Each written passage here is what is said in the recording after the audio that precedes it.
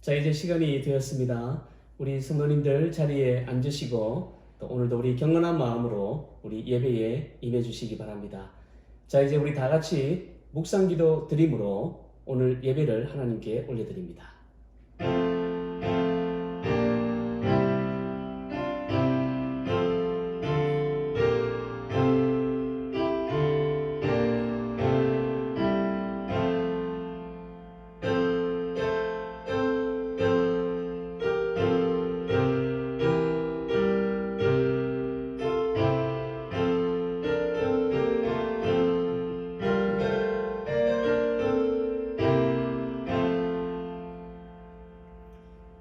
주께서 나의 앉고 일어서심을 아시고 멀리서도 나의 생각을 밝히 아시오며 나의 모든 길과 내가 눕는 것을 살펴보셨으므로 나의 모든 행위를 익히 아시오니 여호와여 내 혀의 말을 알지 못하시는 것이 하나도 없으시니이다.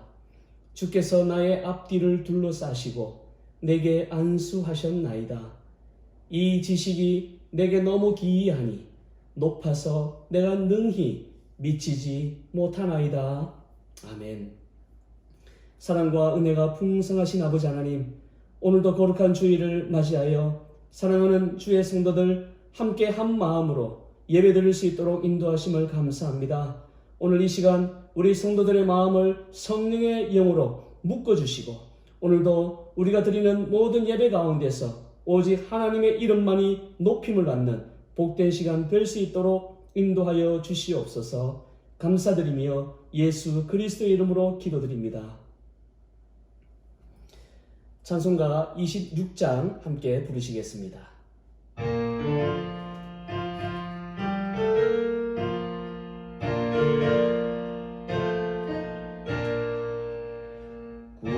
구세주를 아는 이들 찬송하고 찬송하세. 마음과 뜻과 힘 다하여 경배드리세. 주를 알지 못한 이들 주가 친히 인도하사 그의 피로 구속하니 찬송 부르세.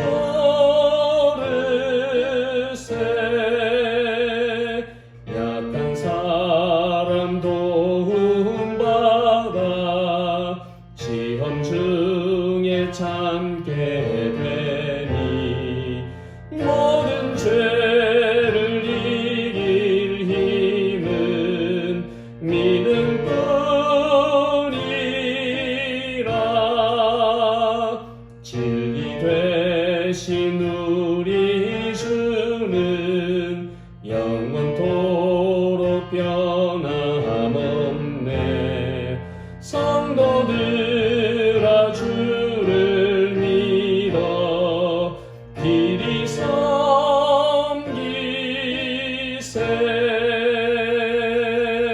섬기세. 사도신경으로 신앙 고백하시겠습니다.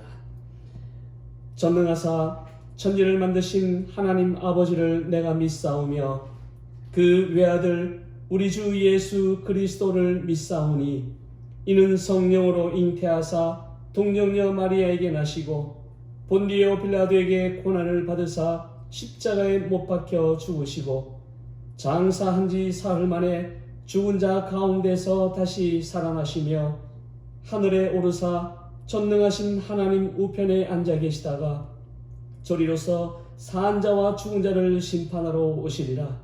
성령을 믿사오며 거룩한 공회와 성도가 서로 교통하는 것과 죄를 사하여 주시는 것과 몸이 다시 사는 것과 영원히 사는 것을 믿사옵나이다. 아멘. 성시교독 74번 마태복음 5장 우리 함께 교독하시겠습니다.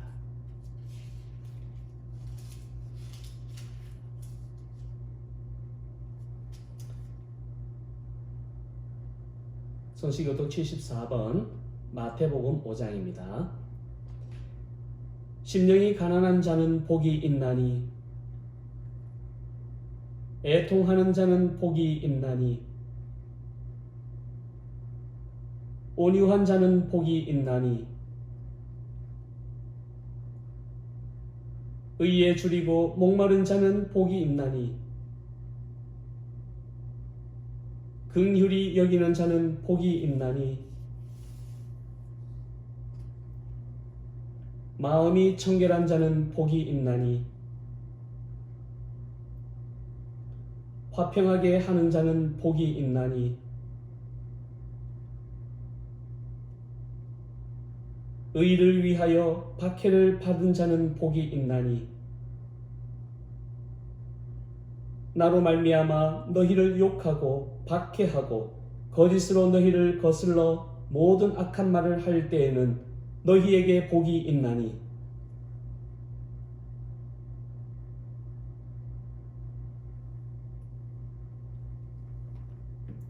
아멘. 기도하시겠습니다.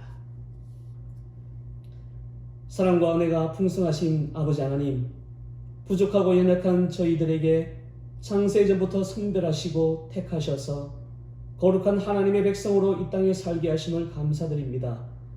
일찍이 하나님이 우리를 택해 주시지 않으셨다면 우리는 죄에 빠져 살면서도 그것이 죄인지를 모르며 살았을 것이고 하나님이 베푸시는 사랑과 은혜가 얼마나 놀랍고 위대한지를 우리는 몰랐을 것입니다. 그런 저희들을 하나님의 자녀로 삼아 영원한 천국의 기업을 약속하셨으니 이것이 얼마나 크신 하나님의 은혜입니까? 우리가 살아가면서 이처럼 놀라운 하나님의 사랑과 우리에게 베풀어 주시는 은혜를 한시도 잊지 않고 살아도 주를 위해 죽어도 주를 위해 사는 저희들의 삶이 되게 하여 주시옵소서.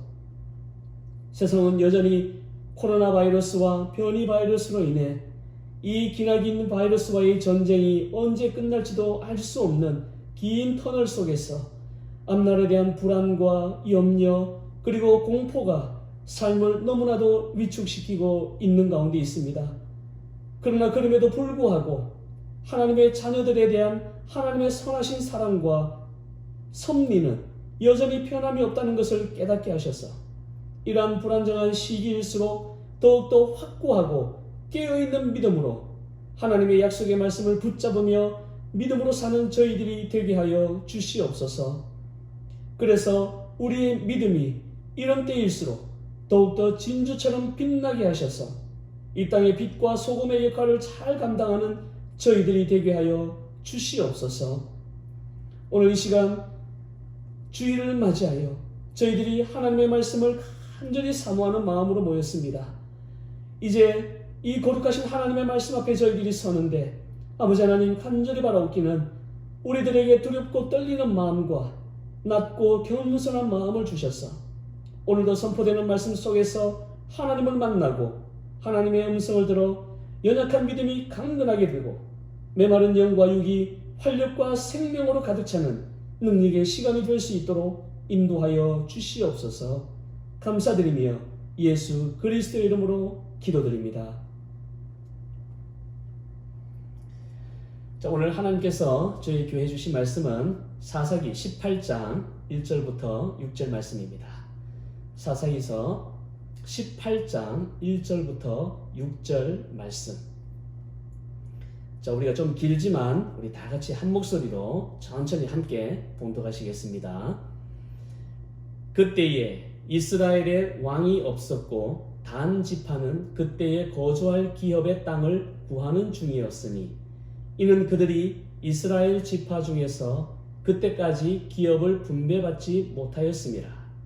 단 자손이 소라와 에스다올에서부터 그들의 가족 가운데 용맹스러운 5사람을 보내어 땅을 정탐하고 살피게 하며 그들에게 이르되 너희는 가서 땅을 살펴보라 하매 그들이 에브라임 산지에 가서 미가의 집에 이르러 거기에 유숙하니라. 그들이 미가의 집에 있을 때에 그 레위 청년의 음성을 알아듣고 그리로 돌아가서 그에게 이르되 누가 너를 이리로 인도하였으며 내가 여기서 무엇을 하며 여기서 무엇을 얻었느냐 하니 그가 그들에게 이르되 미가가 이러이러하게 나를 대접하고 나를 고용하여 나를 자기의 제사장으로 삼았느니라 하니라. 그들이 그에게 이르되 청하건대 우리를 위하여 하나님께 물어보아서 우리가 가는 길이 형통할는지 우리에게 알게 하라 하니 그 제사장이 그들에게 이르되 평안히 가라. 너희가 가는 길은 여호와 앞에 있느니라 하니라. 아멘. 자, 오늘도 주시는 말씀을 통해서 또 우리가 하나님의 음성을 듣고 또 우리 인생에 풀리지 않는 그런 문제들이 말씀으로 풀리는 그런 능력의 시간이 될 수 있기를 축원드립니다. 자, 지금 우리가 계속 사사기를 이제 묵상하고 있는데 아마 이제 이번 주에 이제 사사기가 끝날 겁니다. 자, 사사기를 이제 우리가 쭉 묵상하면서 지금 이제 사실은 이 16장부터 보면은 이제 이제 사사 이야기가 이제 없지요. 사사 이야기 등장하지가 않습니다. 이 12명의 사사들이 사실은 16장까지가 이제 끝나고 이제 17장부터는 사사와는 전혀 관계없는 다른 이제 이야기들로 진행이 되는 것이에요. 어떻게 보면은 이제 이 사사기 17장부터 21장까지 이 장들은 어떻게 보면은 사사기의 이제 부록과도 같은 그런 역할을 한다고 보시면 되겠습니다. 사사기의 마지막 부분에 해당하는 이 부록과도 같은 이 부분 17장부터 21장까지 여기에는 두 개의 아주 굵직한 이야기를 중심으로 기록되어 있어요. 첫 번째는 우리가 어제 이제 새벽에도 말씀드렸지만 미가의 한 가정, 미가라고 하는 한 가정에 대한 이야기이고 그리고 이제 두 번째 이야기는 레위인의 첩 사건입니다. 이 두 가지의 아주 굵직한 이야기가 사사기의 사실 후반부, 부록이라고 할 수 있는 이 후반부를 이제 가득 메우고 있다는 것이에요. 원래 제가 몇 번 말씀드렸지만 이 사건들은 사사기 초기에 일어난 사건들입니다. 그런데 이 사사기 뒷부분에 이제 사사 삼손으로까지 이제 사사가 다 끝나고 난 뒤에 이렇게 뒷부분에 배치한 것은 뭐냐면 어떻게 보면 사사기의 이제 결론을 이 두 이야기를 통해서 말씀해주고 있다. 어떻게 보면 이제 작가의 의도라고 할 수가 있죠. 그래서 미가의 이야기와 그리고 레위인의 첩 사건 이 두 이야기를 통해서 사사시대 전체가 이처럼 아주 영적으로 암울하고 어둡고 그리고 영적으로 방황하는 시대다. 이제 그거를 더 강조하기 위해서 뒷부분에 배치했다. 이제 그렇게 보시면 되겠습니다. 오늘 이제 우리가 살펴보는 이 단지파 이야기도 사실은 사사시대 초기에 있었던 일이에요. 왜냐하면 이 미가의 그 가정과 이 단지파가 긴밀히 연결되어 있거든요. 그러니까 아까도 말씀드렸지만 미가 이야기는 사사시대 초기에 있었던 일이기 때문에 그렇다면 이 단지파 이야기도 사사시대 초기에 있었던 그런 이야기라는 것이죠. 그런데 이렇게 단지파 이야기도 지금 이제 18장에 이렇게 기록된 거 보면 물론 미가의 가정과 연결되어 있지만 이 단지파 이야기도 이 이야기를 통해서 사사시대가 영적으로 어떻게 보면 방황하고 있는 그 메시지를 지금 강조하기 위해서 단지파 이야기를 여기다가 다시 그대로 첨가를 한 것입니다. 그렇기 때문에 어떻게 보면은 우리가 보통 이제 단지파의 이주 이런 식으로 많이 이제 알려져 있거든요. 단지파의 뭐 북쪽 이주, 단지파의 이동, 이주 뭐 이런 식으로 보통 표현을 많이 하는데 사실은 이주라는 표현보다는 단지파의 방황이라는 표현이 더 맞습니다. 단지파는요 지금 방황하고 있는 거예요. 방황하고 있습니다. 자, 우리 그 본문 1절을 한번 다시 보시면요. 그때에 이스라엘에 왕이 없었고 단지파는 그때에 거주할 기업의 땅을 구하는 중이었으니 이는 그들이 이스라엘 지파 중에서 그때까지 기업을 분배받지 못하였음이라. 자, 단지파는 그때에 거주할 기업의 땅을 구하는 중이었다. 구하는 중이었다. 왜? 여기 보면은 그때까지 기업을 분배받지 못하였음이라. 인데 사실 이거는 굉장히 좀 잘못 오해할 수가 있어요. 그때까지 기업을 분배받지 못한 것이 아니었습니다. 기업은 다 분배받았어요. 12지파 골고루 다 분배 다 했습니다. 그게 다 여호수아에 나오잖아요. 다 분배했어요. 분배했는데 지금 단지파만 지금 자기가 분배받은 그 기업의 땅을 정복하지 못한 것이에요. 바로 그 이야기입니다. 사사시대 초기는 이제 분배받은 그 땅을 이제 각 12지파가 정복하는 그 과정을 이제 사실은 이제 담은 거거든요. 정복을 하는데 우리가 뭐 지난번에도 살펴봤지만 어떤 그 가나안의 족속들은 굉장히 호전적이고 아주 적극적으로 저항을 해서 이 그 정복을 잘 못하는 겁니다. 그러니까 어쩔 수 없이 그들과 그냥 동행하는 그런 삶을 이제 살게 되죠. 그래서 정복하는 과정에서 가장 많이 등장하는 문구가 뭐냐면 그들을 쫓아내지 못했다. 그들을 쫓아내지 못했다. 계속 이런 문구들이 반복해서 나와요. 각 지파마다 다 하나씩 어떻게 보면은 정복하지 못한 그런 무리들이 있었다는 것이죠. 그러면서 결국에는 그들과 함께 어울려 살게 되는 것입니다. 그게 결국에 이스라엘이 이제 이방 신에게 우상에게 물들게 되는 그 빌미를 이제 제공하게 되죠. 그렇지만 어쨌든 간에 다른 지파들은 일단 정복을 합니다. 그리고 분배받은 그 땅에서 뭐 공존을 하면서 살든 함께 살든 어떻게 하면서 살든 일단은 그 터를 자리 잡고 지파마다 다 살아요. 그런데 단지파만이 오늘도 여기 보시면 기업의 땅을 구하는 중이었다. 결국 뭐냐면은 지금 정복을 못한 거예요. 지금 자기가 하나님으로부터 받은 그 기업이 약속의 땅인데 그걸 정복을 못한 겁니다. 단지파만. 자, 여기 보시면 우리 사사기 1장을 한번 보시기 바랍니다. 사사기 1장을 보시면 1장 34절에 그 이유를 설명해 줘요.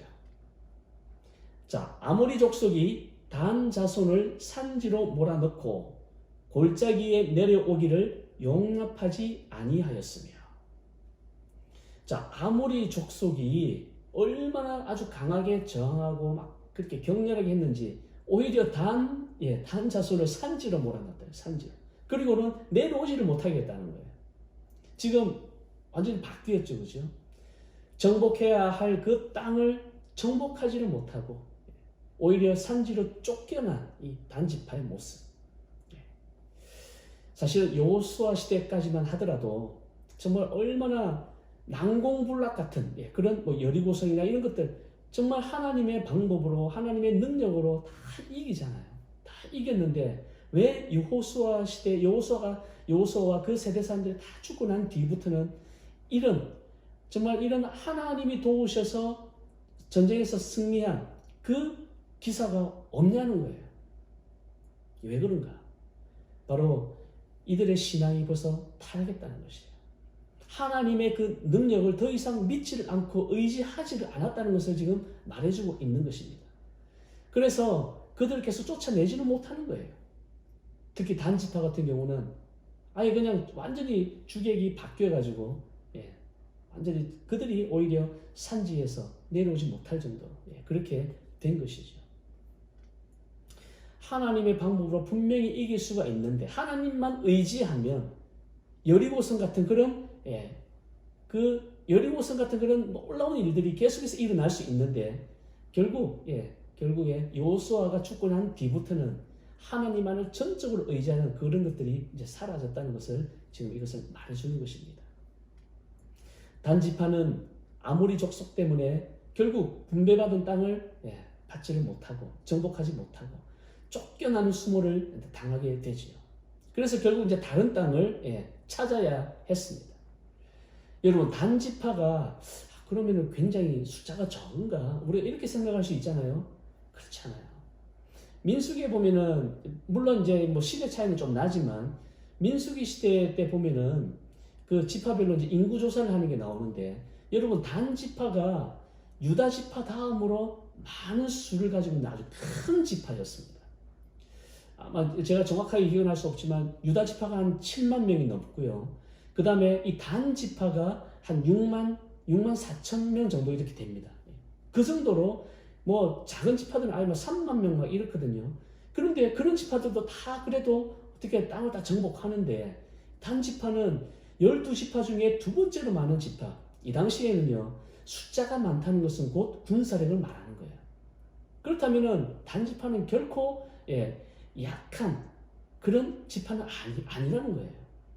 그런데도 지금 아무리 족속을 하나 물리치지를 못해가지고 결국에 다른 땅을 찾아봐야 되는 그런 단지파의 모습. 결국 다른 땅을 향해서 이렇게 이제 나가는 바로 그 이동하는 바로 그 순간부터가 이제 단지파는 방황이 시작된 것입니다. 그들이 거주할 그 좋은 땅을 찾기 위해서 이제 먼저 5명의 용감한 그 정탐꾼들을 이제 먼저 보내지요. 아마 이제 몇 군데를 수소문해서 좋은 곳을 이미 알고 이제 정탐한 그 정탐꾼들을 이제 보냈던 것 같습니다. 자, 임무를 받은 이 5명의 정탐꾼들은 단 지파가 이제 정착하기 그 좋은 땅을 찾기 위해서 이제 북쪽으로 이제 올라가는데 중간쯤에 얼마 후에 바로 이 에브라임 산지에 있는 이 미가의 집에서 이제 하루를 머물게 됩니다. 자, 이제 이 미가의 집과 단 지파가 이제 만나는 순간이죠. 만나는 순간입니다. 이 두 만남이 예사롭지가 않아요. 뭔가 일이 일어날 것 같아요. 왜? 여러분, 이 미가의 집은 제가 어저께도 말씀드렸지만 굉장히 어떻게 보면은 미가의 집은 전형적인 그 미신을 숭배하는 전형적인 그런 신앙의 모습을 상징하고 있습니다. 미신적인 신앙, 그걸 상징하고 있고, 이 단지파라고 하는 것은 기업을 얻지 못해서 방황하는 어떻게 보면 실패자를 상징한다는 것이죠. 그래서 미신적인 신앙을 가진 가정과 그리고 하나님을 의지하지 못해서 실패한 이 두 이야기가 지금 만나는 그런 순간이기 때문에 뭔가 좋은 일보다는 좀 나쁜 일이 일어날 것 같은 그런 불길한 사실 예감이 드는 것이죠. 자, 어쨌든 이제 5명의 정탐꾼들이 미가 집에 이제 유숙을 하면서 거기서 고용된 제사장을 이제 만나게 되죠. 고용된 제사장 여러분 아시죠? 미가가 레위인을 너 방황하지 말고 우리 집에 와서 우리가 충분히 먹을 것과 뭐 이렇게 다 줄 테니까 우리 집에 제사장이 되라. 그렇게 해가지고 이 레위인이 그걸 수락을 해서 한 가정의 개인으로 고용된 제사장이었습니다. 그 레위인을 이제 5명의 정탐꾼들이 만나는 것이죠. 이제 그들이 그 레위인을 이제 보자마자 아니 레위인인데 너가 어떻게 여기 왔고 또 여기서 도대체 뭘 하느냐 이제 그걸 아주 자세하게 묻죠. 자, 물으니까 이 레위인이 하는 말이 미가라는 사람이 나를 이렇게 해서 나를 고용을 해서 내가 여기에 제사장으로 있다. 이제 이렇게 말을 하는 겁니다. 우리가 아까 이제 읽은 본문 중에 이제 그것이 있어요. 자, 그런데 이제 이 말을 듣자 5명의 정탐꾼들이 하는 말이 바로 이 말입니다. 우리 5절 한번 보시기 바랍니다. 5절 보시면 그들이 그에게 이르되 청하건대 우리를 위하여 하나님께 물어보아서 우리가 가는 길이 형통할는지 우리에게 알게 하라. 자, 정탐꾼들은 이 레위인이 정식으로 정말 임명된 그 레위인이 아니라는 것을 알고 있어요. 그 당시에 다 알지요. 알고 있는데도 불구하고 이 레위인에게 지금 하나님의 뜻을 물었다는 거예요. 하나님의 뜻을. 이것이 지금 어떻게 보면 사사시대의 전반적인 영적인 정말 그 무지 이런 걸 지금 드러내는 것이에요.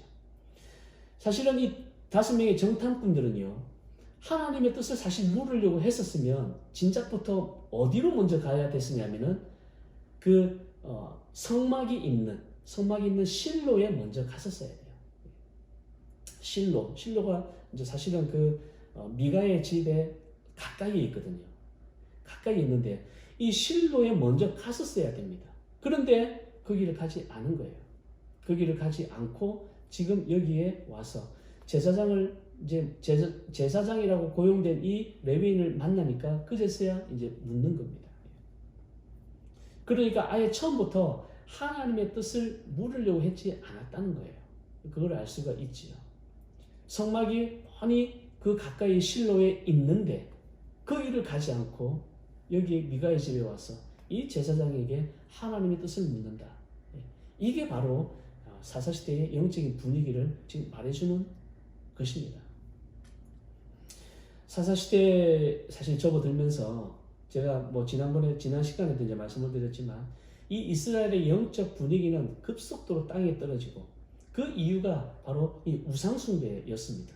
그런데 이 우상이 뭐 바알과 아세라처럼 완전히 그 이방 우상이면 뭐 또 모르겠어요.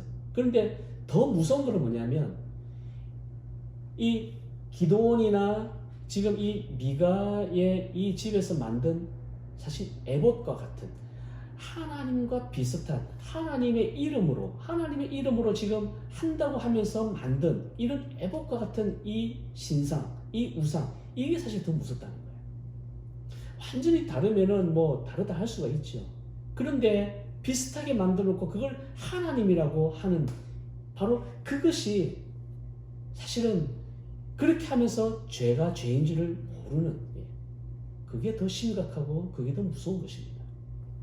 우리가 보면 그 참 신앙생활 하면서도 아예 다르면 괜찮아요. 아예 다르면 그게 다 죄라는 것을 알 수가 있잖아요. 아, 저런 건 죄다. 그런데 이 비슷해 버리면요, 비슷하게 하면은 이게 죄인지도 모르고 막 넘어가는 경우가 많이 있어요.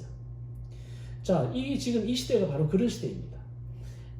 바알과 아세라대로 섬기고, 그 다음에 또 하나님이라고 하면서 막 자기들 마음대로 금으로 막 기드온처럼 금으로 에봇을 만들고, 여기 이 미가의 가정처럼 은으로 막 에봇을 만들고, 그러면서 그걸 가지고 하나님의 뜻이라고, 하나님의 뜻이라고 여기면서 살았던 것. 이게 사실은 사사시대를 더 영적으로 어둡게 만드는 바로 그러한 아주 중요한 원인이 되었던 것입니다.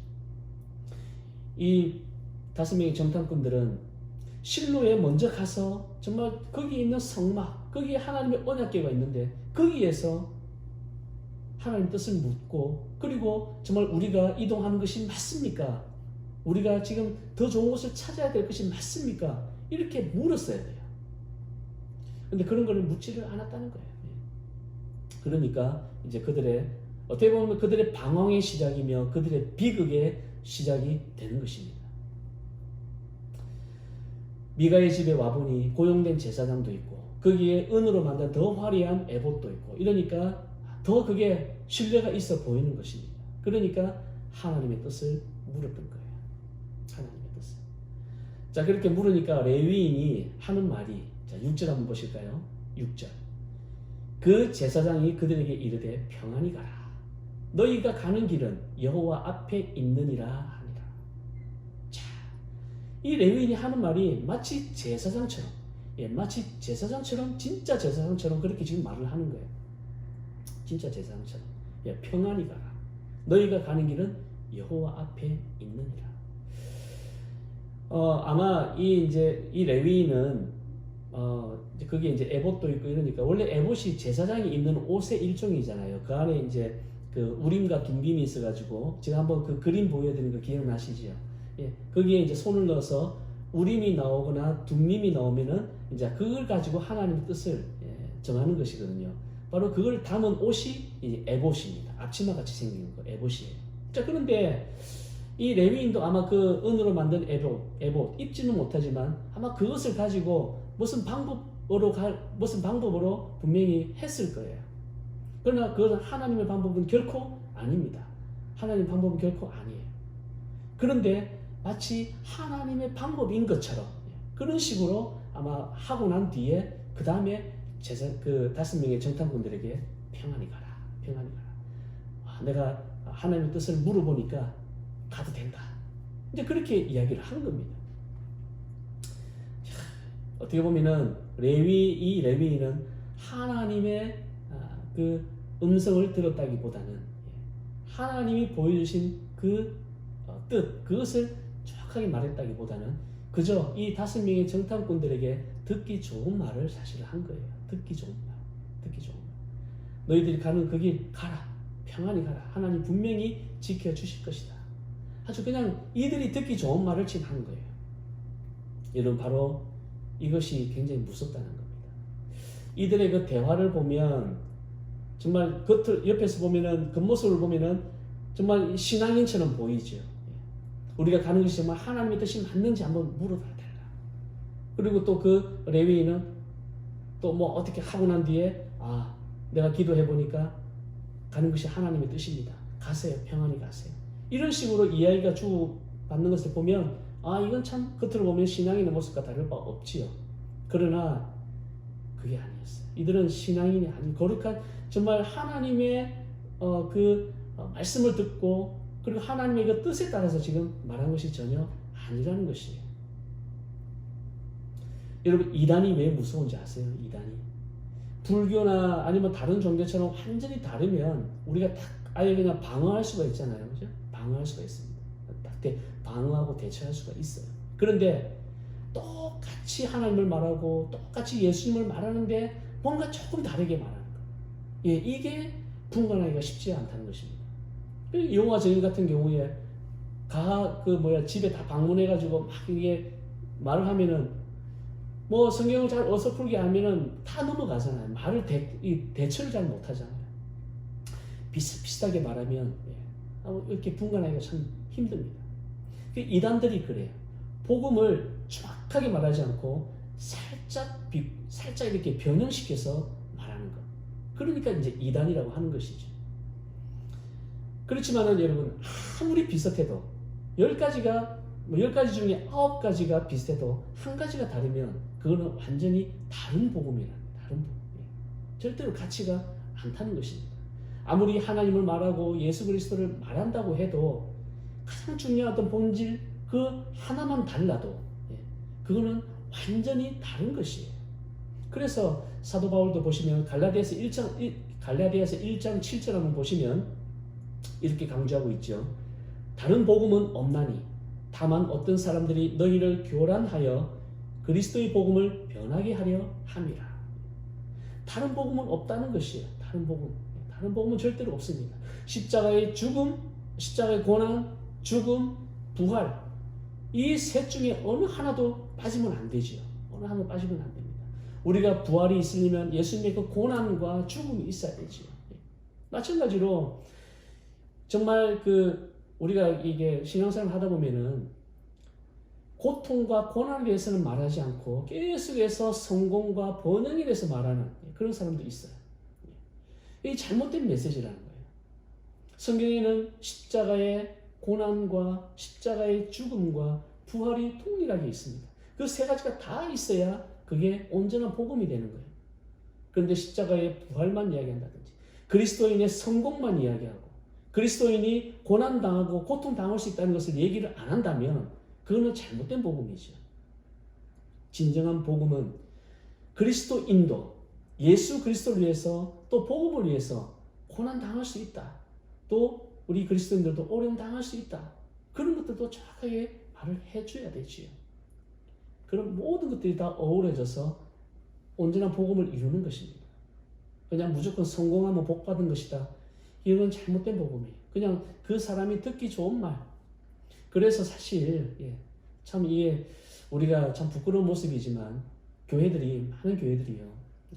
정말 그렇게 성공에 대해서 그리고 물질적으로 성공하는 것이 잘 사는 것이 복이다라는 것만 계속 강조하고 그리고 계속 잘 될 수 있다, 잘할 수 있다 이런 식으로만 막 강조하는 그런 교회들이 사실은 더 많은 사람들이 모인다는 그런 얘기도 있지 않습니까? 어쨌든 복음이라는 것은요. 또 정말 진정한 그 메시지라는 것은 고난도 있고 그리고 그 뒤에는 영광도 있고 다 있는 것이에요. 지금 이 레위인은 하나님의 그 음성을 듣고 진짜 하나님의 뜻을 알고 하나님의 뜻을 그대로 얘기해 준 것이 아니라 그들이 듣기 좋은 말을 그냥 해준 거예요. 평안히 가라. 너희가 가는 길은 여호와 앞에 있느니라. 우리 성경은 결코 이런 것이 아니지요. 우리 성경은 결코 사람이 듣기 좋은 말, 막 듣고 싶어하는 말, 그것만 다 말해주는 것이 우리 성경이 아니지요. 우리 성경은 하나님의 말씀은 진짜 그 심령이 그 영혼이 들어야 할. 비록 마음은 아플 수 있지만 진짜 들어야 할 그 말씀을 선포하는 것이 바로 성경 말씀이죠. 하나님의 말씀이죠. 고용된 이 제사장은 듣기 좋은 말을 했습니다. 어찌 보면은 정탐꾼들은 그 말을 기다렸는지도 모르죠. 그 말이 바로 우리가 듣고 싶은 말이었다. 자, 그래서 이제 정탐꾼들은 그 말을 딱 듣자마자 그냥 다른 소리는 듣지 않고 바로 이제 기분 좋은 마음으로 이제 올라가서 정탐을 다 하고, 그 다음에 이제 내려와가지고 그 지파들 모인 자리에서 이제 막 이야기하죠. 자, 우리 9절과 10절을 한번 보시기 바랍니다. 이제 돌아와서 보고하는 장면이에요. 9절과 10절. 이르되 일어나 그들을 치러 올라가자. 우리가 그 땅을 본즉 매우 좋더라. 너희는 가만히 있느냐? 나아가서 그 땅 얻기를 게을리하지 말라. 너희가 가면 평화로운 백성을 만날 것이요 그 땅은 넓고 그곳에는 세상에 있는 것이 하나도 부족함이 없느니라. 하나님이 그 땅을 너희 손에 넘겨주셨느니라 하는지라. 자, 여기 보면 하나님이 그 땅을 너희 손에 넘겨주셨느니라. 사실은 이 보고가 굉장히 믿음 있는 보고처럼 보이지만 우리는 이미 알죠. 출발부터 이들은 하나님의 뜻을 묻지 않았어요. 출발부터. 성소에 가서 정말 그들이 하나님께 먼저 간절히 기도하면서 물었어야 됩니다. 근데 묻지 않았어요. 단지 불법으로 고용된 그 제사장으로부터 듣고 올라간 거잖아요. 그러니까 사실은 지금 여기 말하는 하나님이 그 땅을 우리 손에 넘겨주셨느니라, 이 말은 정말 믿음에서 나온 소리가 아니라 이것 또한 우리 형제 지파, 단지파의 사람들에게 듣기 좋은 말, 마음을 안심시켜주는 말. 지금 땅을 얻지 못해가지고 지금 막 다른 땅을 찾아야 되는 그런 상황에서 안심하는, 듣기 좋은 말을 그냥 한 것이에요. 이들도 듣기 좋은 말. 믿음 있는 말이 아니었기 때문에, 진짜 하나님의 뜻에 의한 그런 결정이 아니었기 때문에 이들은 계속해서 이제 그때부터 방황을 하기 시작하는 것입니다. 이 사람들의 보고를 듣고 결국에는 이제 이동을 결정을 하지요. 결정하면서 이제 가는데 이게 이제 단지파의 최대의 실수이고 비극의 시작이 나는 것입니다. 처음에는 단지파가 이제 이주를 해가지고 그 라기스라는 곳에서 이제 정착을 하고 이제 잘 사는 것 같았어요. 잘 정착하는 것 같았습니다. 그러나 얼마 후에 이방 민족이 침입해가지고 단지파를 완전히 멸망시켜버려요. 그리고 역사에서 사라집니다. 단지파가 그래도 12지파 중에 두 번째로 강한 그런 지파였음에도 불구하고 제일 먼저 역사 속에서 사라져버리는 지파가 바로 단지파예요. 이게 다 하나님의 뜻을 올바로 묻지 않고 그들이 섣불리 행동한 그들의 영적인 무지에서 사실은 비롯된 것이거든요. 오늘 하나님이 주신 이 기업의 땅을 포기하고 더 좋은 곳이라고 믿고 떠난 이 단지파의 이 이동을 통해서, 방황을 통해서 저는 한 몇 가지를 한번 생각해 보았습니다. 첫 번째는 뭐냐? 첫 번째, 믿음의 자리에서 떠나서는 안 된다. 믿음의 자리에서 떠나서는 안 된다. 저를 한번 따라해 보실까요? 믿음의 자리에서 떠나지 말자. 믿음의 자리에서 떠나지 말자. 단지파는 하나님으로부터 받은 그 약속의 땅, 이 기업의 땅을 포기하고 결국에 새로운 땅을 향해서 이동을 했습니다.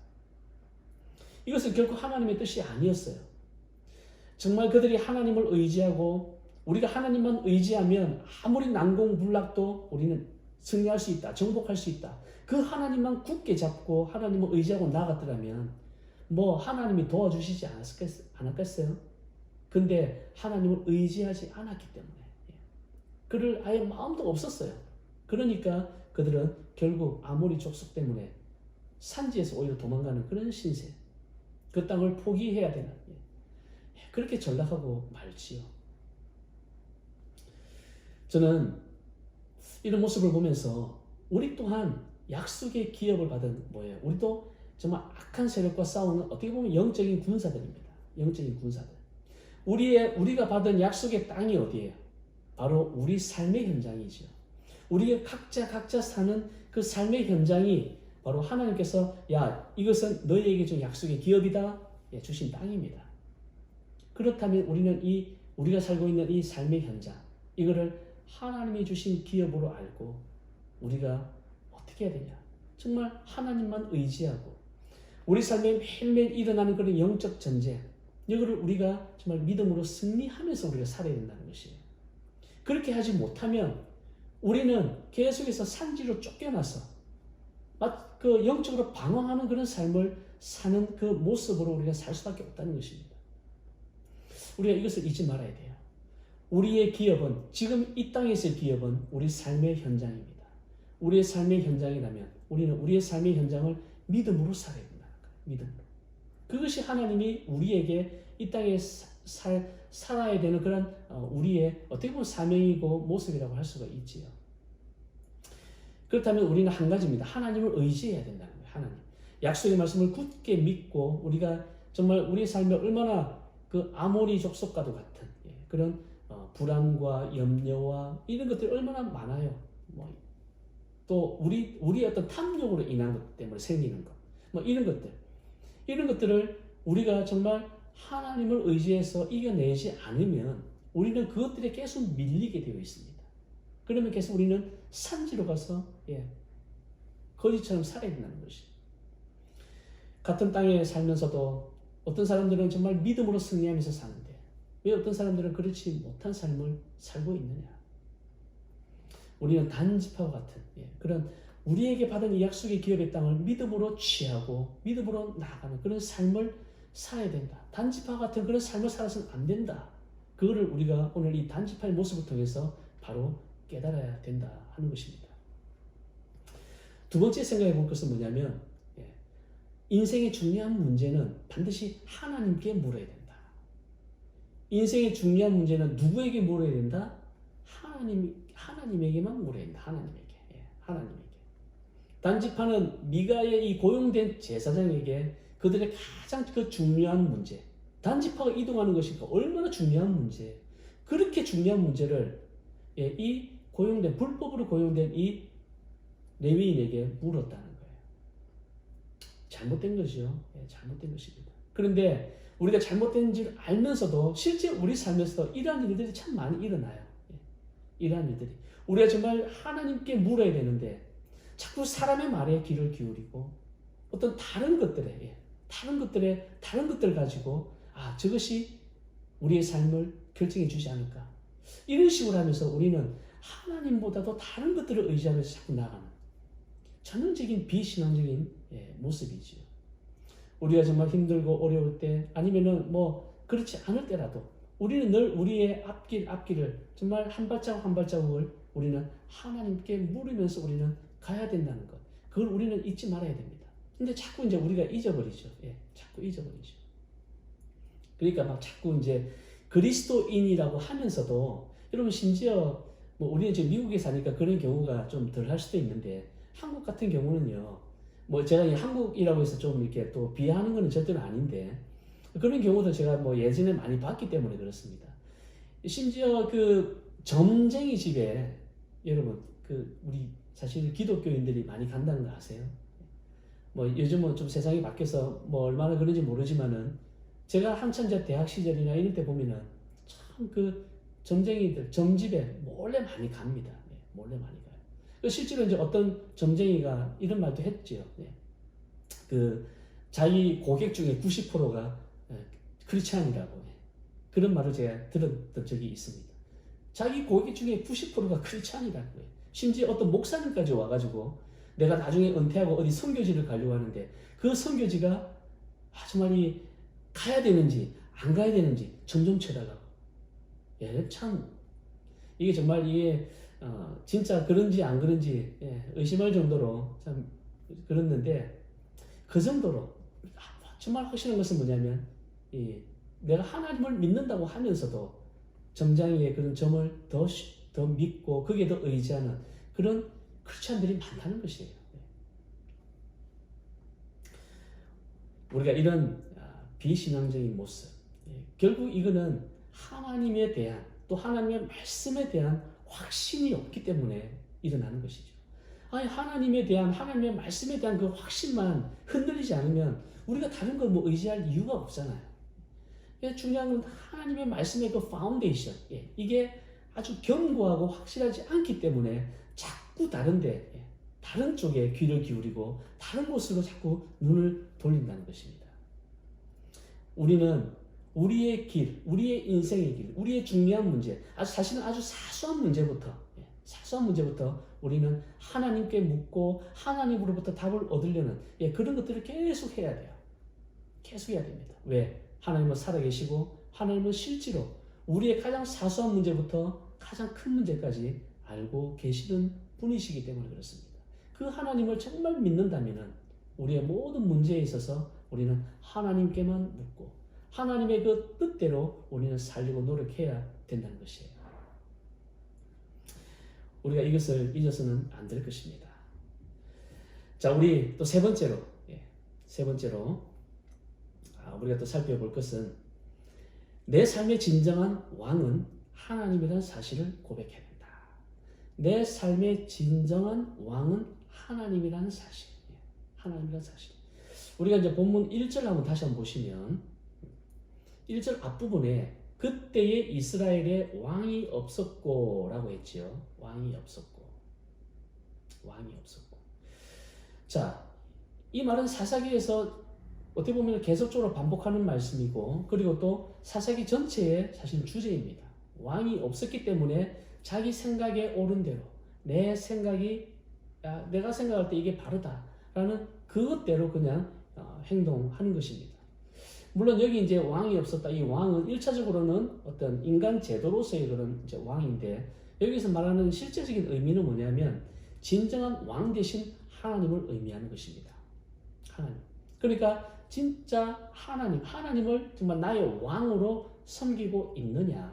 하나님은 나의 왕으로 섬기고 있느냐? 그거죠. 우리가 그 시편 145편 1절을 보시면 다윗은 하나님을 왕으로 고백하죠. 우리 함께 한번 보실까요? 자, 함께 읽겠습니다. 시작. 왕이신 나의 하나님이여, 내가 주를 높이고 영원히 주의 이름을 송축하리이다. 자, 우리도 이처럼 정말 하나님을 왕으로 섬기는 삶, 이 삶이 정말 우리에게 필요합니다. 하나님을 왕으로 섬긴다. 이게 뭐예요? 그냥 하나님이라면은 절대적으로 내가 순종하고 복종한다. 그거 아니겠어요? 하나님의 말씀이라면 그냥 토달지 않고 내 생각대로 재지 않고 판단하지 않고 그냥 그대로 믿는 것. 그걸 바로 하나님을 왕으로 섬기는 그런 삶이죠. 하나님은 바로 그런 자세로 살아가는 사람을 찾고 계신다는 것이에요. 그리고 그 사람을 하나님이 기뻐하시고 그 사람을 축복해 주신다는 것입니다. 우리는 하나님을 왕으로 섬겨야 돼요.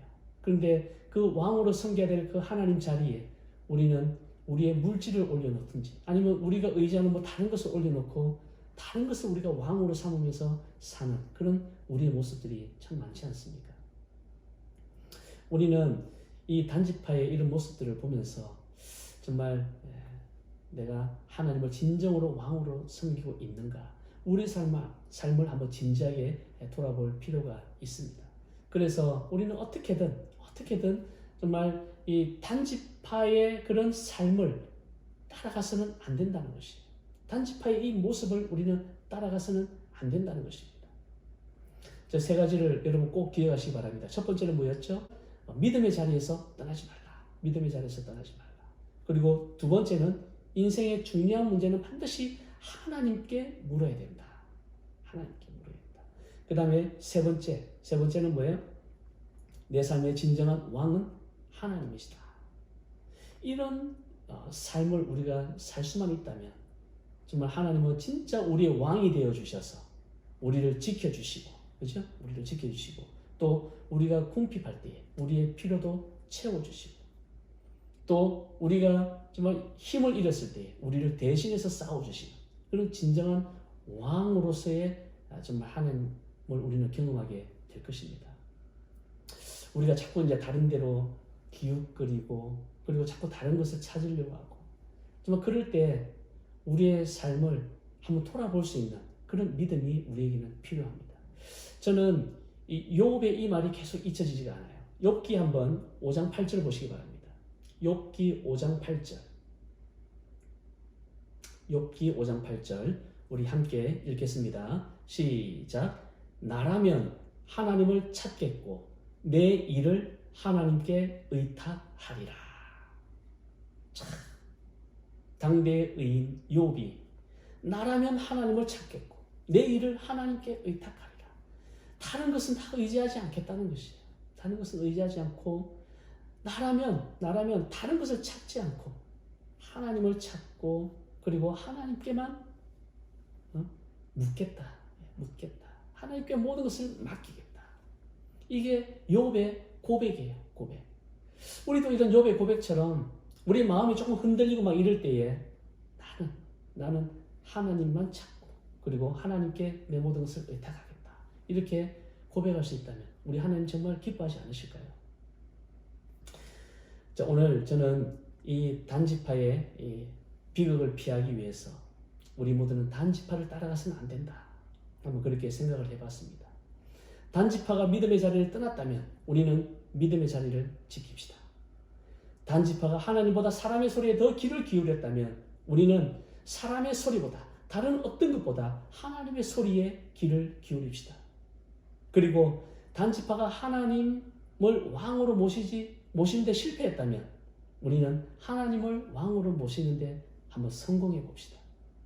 그러면 우리의 삶이 정말 저는 달라질 걸로 저는 확신합니다.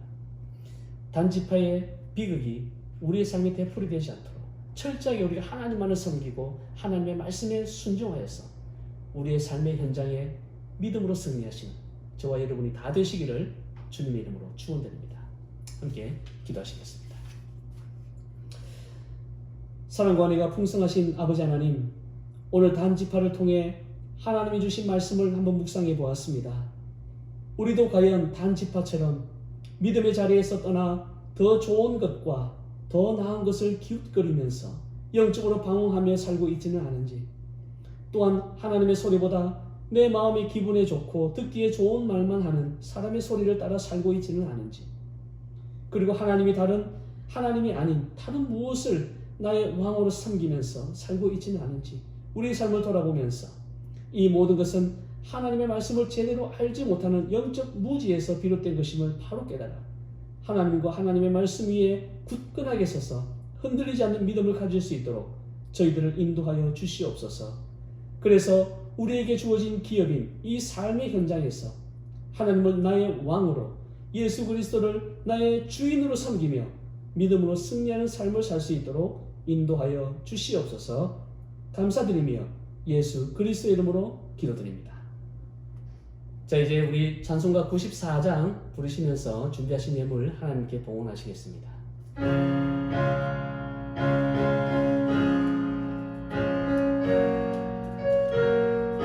1절, 3절 부르시겠습니다.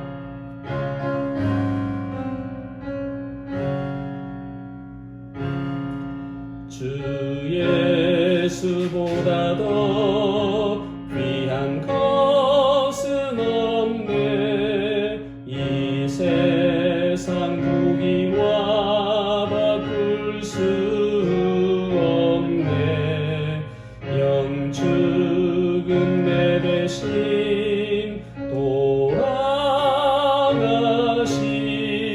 그 놀라운 사랑 잊지 못해. 세상 즐거움 다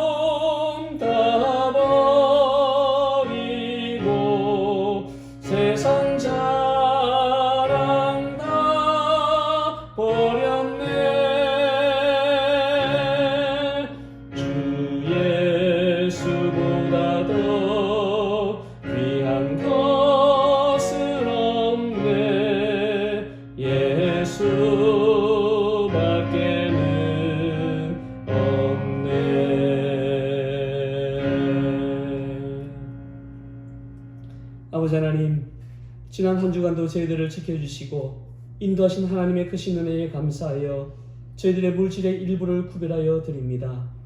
아버지 하나님, 마음을 담아드린 이 물질을 기뻐 받으시고 물질이 쓰여지는 곳에 오직 하나님의 영광만이 드러날 수 있도록 인도하여 주시옵소서. 그리고 마음은 있으나 바치지 못한 그 손길도 주님 복의 복을 더하시고 우리 모든 성도들에게 더 많이 바칠 수 있는 물질의 복도 허락하여 주시옵소서. 감사드리며 예수 그리스도 이름으로 기도드립니다. 자, 교회 소식 알려드립니다. 우리 이제 9월 대면 예배 우리 마지막 주일인 26일에 가야 식당에서 드립니다. 우리 참고하시고 이날 우리 기쁨으로 만나서 또 함께 예배 드릴 수 있기를 바랍니다. 그리고 이제 우리 특별 중보 기도 계속해서 해주시기 바랍니다. 우선 이제 저는 그 MRI 결과 무릎 수술을 하지 않아도 된다는 진단이 나왔습니다.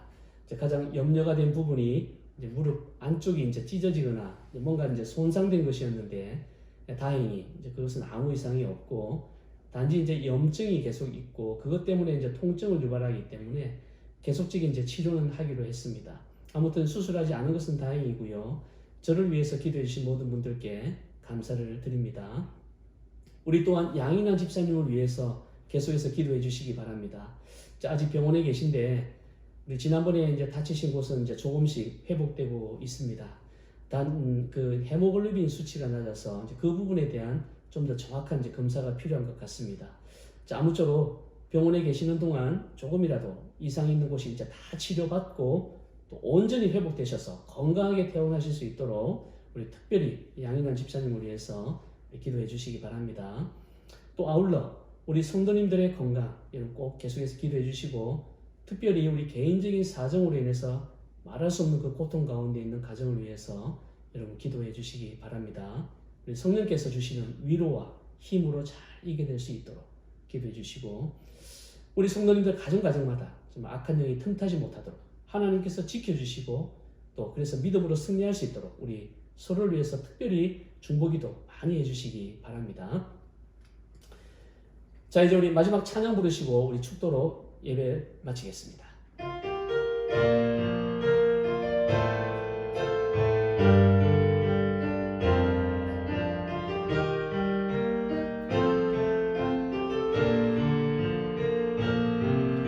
내가 누려왔던 모든 것들이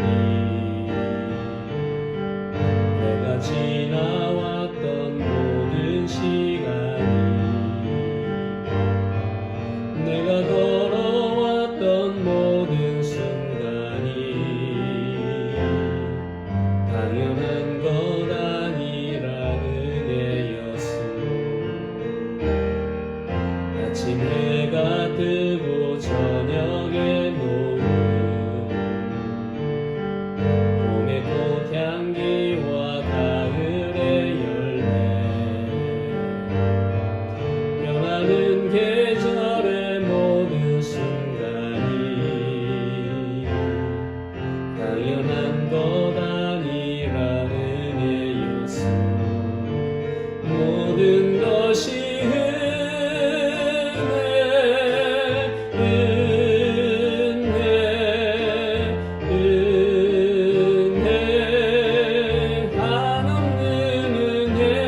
내 삶에 당연한 것 하나도 없었던 것을 모든 것이 은혜였소. 내가 이 땅에 태어나 사는 것 어린아이 시절과 지금까지 숨을 쉬며 살며 꿈을 꾸는 삶 당연한 것 아니라 은혜였소. 내가 하나님의 자녀로 살며 오늘 찬양하고 예배하는 삶 복음을 전할 수 있는 축복이 당연한 것 아니라 은혜였소. 모든 것이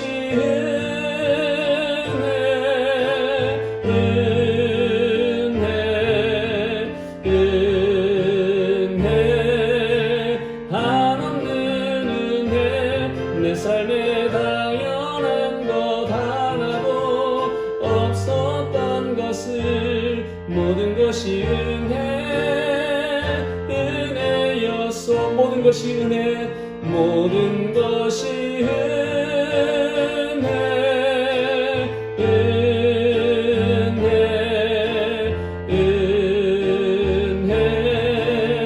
한없는 은혜. 내 삶에 당연한 것 하나도 없었던 것을 모든 것이 은혜였소.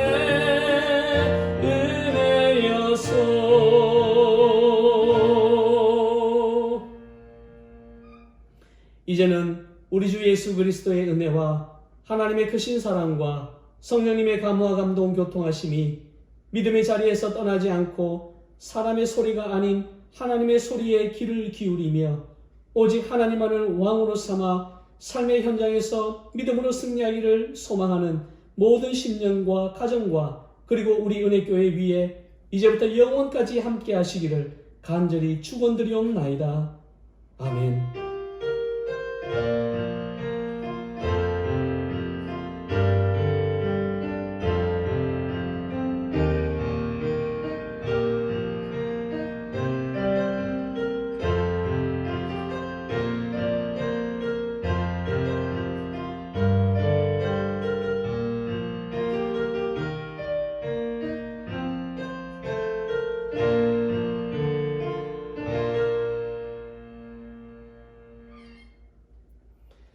자, 오늘 예배의 모든 영광을 우리 하나님께 올려드립니다.